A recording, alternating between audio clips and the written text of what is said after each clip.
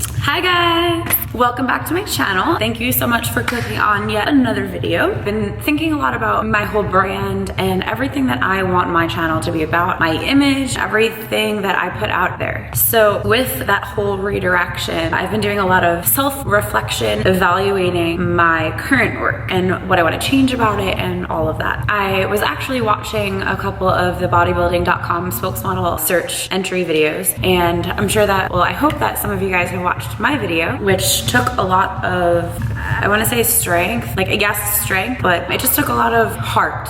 It took a lot of heart for me. So I'm gonna go ahead and talk about it. I don't know if anybody else really does. There was a million entries into that search. I was obviously one of them, and it really hurt me that I didn't get that email saying, you made top 20. Totally cried my eyes out about it for like 2 whole days. Self-doubt really started to creep into my whole realm, and I didn't like it. It felt really uncomfortable for me, and I've just started to have a lot of unreal thoughts about my journey and moving forward with it. I think that a lot of my feelings in life and just in like my teenage years and in entering different industries and trying to figure out what I want to do with my whole career was me not fitting in. It all started with me wanting to fit into that perfect skinny toned lean look. I did go against a lot of what my body was made and created to do, which is be an athlete. Not that those other individuals are not athletes, but I have a strong build. I tried to fight that for a really long time because it made me feel uncomfortable. I have learned to embrace that, and I'm still learning to embrace that, because I don't think that, I want to say that I don't think it'll ever go away, but I also don't want to close that door on myself, so maybe it will go away one day. But with that said, not getting that email from bodybuilding.com hurt. It made me feel like I'm just never gonna catch that break. And I talk a lot about keeping a positive outlook. In talking about this to my peers, they're like, if there's anything that you've taught me, it's to be positive and to turn that negative thing into another positive thing in your life. So I want to like kick myself for putting that out there, because then I have to freaking follow that advice. But it's the truth, and I did. Like, I cried my eyes out for 2 days and I got over it, and now I'm here and I came back and I'm back in action and I'm not stopping. What I did get out of it, and what maybe this whole experience was for me to make a decision. What I decided is no more self-doubt.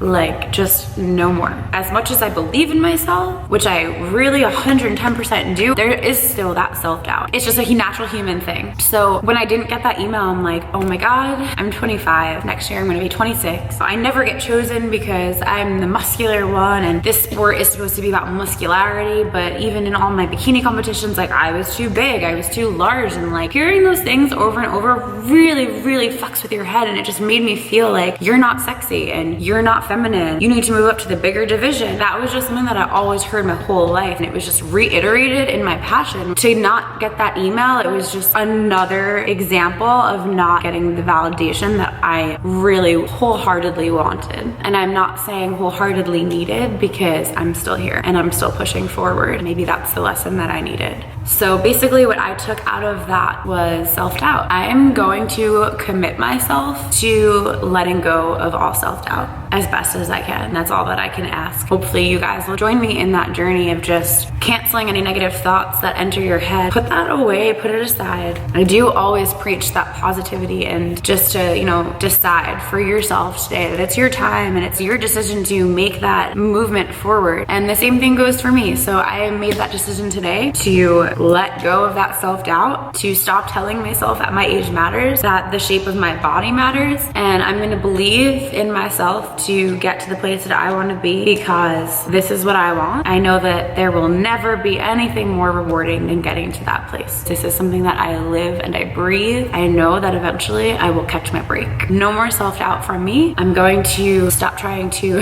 prove any negative point to myself. You know how sometimes when you get down and you're just like, no, but it can't work. It can't work because this. That happens with me and Joe all the time. As positive as I am so guilty of that. If you're watching this video thinking that all of these people on social media, or even me, are so positive all the time, it's not 100%. It doesn't come natural. It's something that needs to be practiced. So with that, no more self-doubt from me, and I really do hope that you guys can join me on that journey. But the main purpose of this video is to talk a little bit about the extremes that I've done to get to the point that I am at today. I would love to help any and all of you guys avoid those mistakes, because they suck.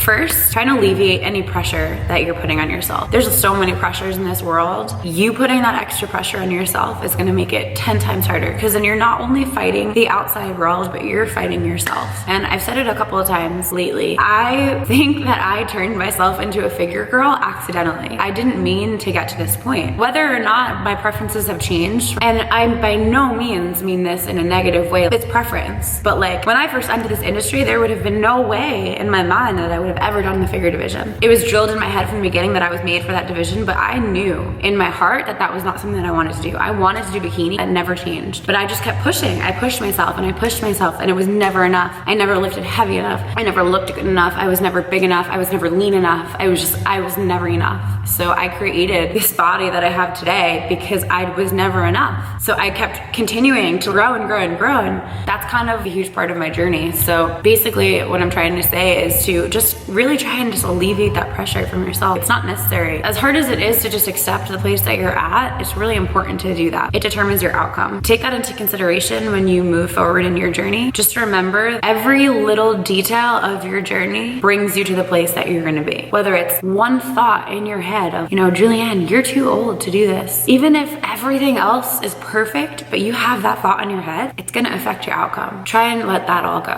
That self-made pressure kind of ties into all the extreme things that I've done. Because I was never enough, it was just like, please give me every little thing I can pull from any which direction to get to that perfect place. My whole hashtag, excellence over perfection. I have done everything to try and achieve that perfect anything. Hair, body, makeup, look, fingernails, like fucking your manicures. Like, who cares? Like, who cares? No one cares. They're not gonna remember the color of your nails and if it's in style or if you're sponsored by this company. I encourage you guys to find the underlying meaning of all of the people that you support. There's so much more to them. I want this whole industry to remember the heart of things, and there's so much working towards that movement, so support that. Back to the perfection thing. Always strived to be perfect, so I wanted to do anything that I could to get myself there, to be like all those other girls that I thought were perfect. That included waist training, which a lot of competitors do. I'm never ever going to sit here and preach what's right and what's wrong. Everybody needs to figure it out for themselves. Maybe waist trainers are really great for some people. I don't want this to ever be taken in that way, but when I first started, I loved this sport and I wanted to do all of those extreme things. So I would sleep in my waist trainer. I would wake up and I would be in my waist trainer. I'd be on the Stairmaster and the treadmill in my waist trainer. And like, who knows if it really even changed the size of my waist, but I did it. It physically hurt my body. I would wake up in the middle of the night and not be able to breathe. I would get this radiating pain across my body, which is something that I've struggled with for actually a really long time, but the waist trainers didn't help that issue. You should listen to your body. If your body is screaming in pain, don't push forward. You don't have to push forward. There is absolutely no reason why you should push forward. You're wearing a waist trainer and your back hurts, take a break.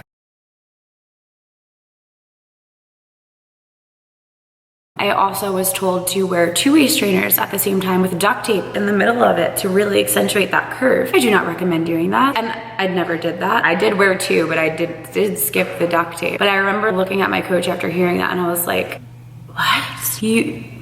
People do that? Like, is that what it takes? And that's kind of when it started to go really south for me. Maybe it was just the division that I was in because I was in bikini. As much as you feel crappy, sorry, I'm at the gym and they're like vacuuming outside. As much as this sport makes you feel crappy at the end of your prep, it should be about feeling good and alive. My very first prep, I was so excited to be there. I was like ecstatic. I was starving and I was depleted. It was like the hardest thing of my life, but I was so happy to be there and I couldn't freaking wait to get up on stage. And that changed really fast for me because I burnt myself out. So another tip is to just make sure that you take the necessary breaks that you need. As much as it feels like you're missing chances, you're really not, because you are gonna come back so much stronger. In addition to the waist trainers, I put sweatbands, like a really bad itch.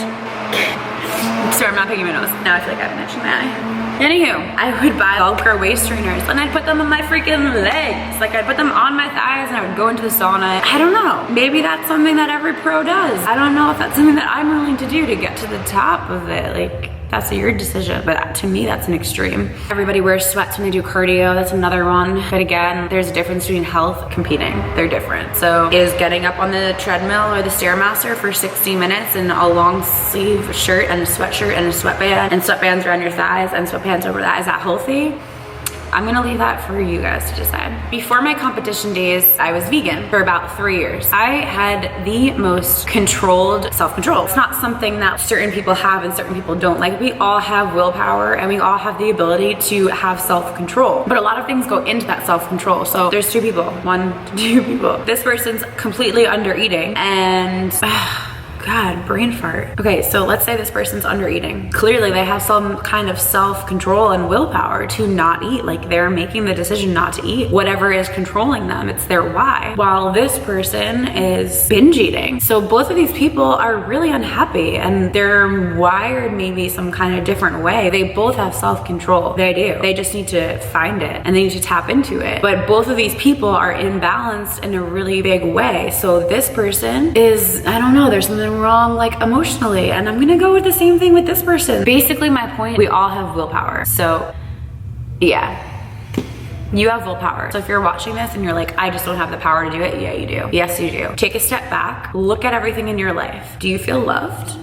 Really though, do you feel loved in your life? Do you feel supported? Do you have a great job that you like? Or do you hate your job? Are you able to prioritize your time, take care of yourself, go to the gym, drink water, be healthy? Or do you not have the time to do that and you feel like shit all the time and that hurts you and that's bringing your well-being down? Not only because you're not healthy, but because you know you're unhealthy and that bothers you. There's a whole lot of things that go into this topic. I'm gonna stop there because I'm getting off track. Basically what I was trying to say was that when I was vegan, I had a shit ton of self-control. I lost that a lot when I entered competing. I was so insanely restricted, and I'm totally not saying that I was any more restricted than any other competitor, because I was not, I don't think. What happened for me was I didn't break enough and I put a lot of pressure on myself to be perfect in my off season and maintain that look. I would compete and then I had my off season and I'd be like here and here and here and here and here and here, and it was like eating, try and control, eating and try and control, eating and try and control, and there was no steady balance. It became this 3-year chapter of my life of just struggling so much with food, and I didn't have the willpower to control myself because I hated everything. I hated my body in my off season. It was just a really hard time. I've said this a lot also. Make sure you have a coach in your off season is just important. I had a peanut butter safe. I went to the store and I bought a cash box with keys to lock my peanut butter up in.